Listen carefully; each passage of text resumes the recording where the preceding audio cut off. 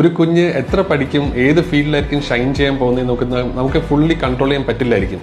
പക്ഷേ ഇതിൻ്റെ ഒരു ബേസിക് സ്ട്രക്ചർ ഉണ്ടാവുന്നത് നമ്മുടെ പ്രഗ്നൻസിയുടെ ഫസ്റ്റ് 3 മന്ത്സിലായിരിക്കും. ഈ 3 മന്ത്സിൽ നമ്മൾ എടുക്കുന്ന കെയർ, നമ്മൾ കഴിക്കുന്ന ഫുഡ്, അതിലെല്ലാ ന്യൂട്രിയൻസും അടങ്ങിയിട്ടുള്ളതാണോ, നമ്മുടെ ലൈഫ് സ്റ്റൈൽ, നമ്മൾ സ്മോക്ക് ചെയ്യാറുണ്ടോ, ഡ്രിങ്ക് ചെയ്യാറുണ്ടോ, അല്ലെങ്കിൽ നമ്മുടെ പാർട്ട്ണർ സ്മോക്ക് ചെയ്യുന്നെങ്കിൽ പോലും ആ സ്മോക്ക് നമ്മൾ ഇൻഹെയിൽ ചെയ്യുന്നുണ്ടോ, നമുക്ക് ആവശ്യത്തിന് എക്സസൈസ് ഉണ്ടായിരുന്നോ, ഈ കാര്യങ്ങളൊക്കെ നമ്മുടെ കുഞ്ഞിന്റെ ഡെവലപ്മെന്റിനെ ബാധിക്കും. ഇതിന്റെ ഒരു മെയിൻ റീസൺ എന്ന് പറയുന്നത് നമുക്ക് പല ഡെഫിഷ്യൻസീസ് ഉണ്ടാവും നമ്മുടെ ഡയറ്റിൽ.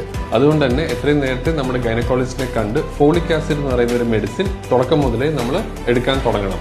ഇതൊരു വൈറ്റമിൻ ടാബ്ലറ്റ് ആണ്. നമ്മുടെ ഡയറ്റിൽ, ഇന്ത്യൻ ഡയറ്റിൽ അധികം ഇല്ലാത്തത് കൊണ്ട് തന്നെ മിക്ക ലേഡീസിലും ഈ ഒരു ഡെഫിഷ്യൻസി കാണുന്നുണ്ട്. അതിന് നമ്മുടെ കുഞ്ഞിന്റെ ബ്രെയിൻ ഡെവലപ്മെന്റിന് വളരെയധികം യൂസ്ഫുൾ ആയിട്ടുള്ള ഒരു വൈറ്റമിൻ ആണിത്. ഈ വൈറ്റമിന്റെ ഡെഫിഷ്യൻസി ഉള്ള സമയത്താണ് നമ്മൾ പ്രഗ്നൻസി ക്യാരി ഓൺ ചെയ്യുന്നതെങ്കിൽ കുഞ്ഞിന്റെ ബ്രെയിൻ പോലും നന്നായിട്ട് ഡെവലപ്പ് ആവത്തില്ല. അതായത് അതിന്റെ അനാറ്റമിക് സ്ട്രക്ചർ കംപ്ലീറ്റ് ആയിട്ട് ഡെവലപ്പ് ആവത്തില്ല. കുഞ്ഞ് ജനിച്ചാലും അതിന്റെ ഫുൾ പൊട്ടൻഷ്യൽ റീച്ച് ചെയ്യാൻ പറ്റില്ല.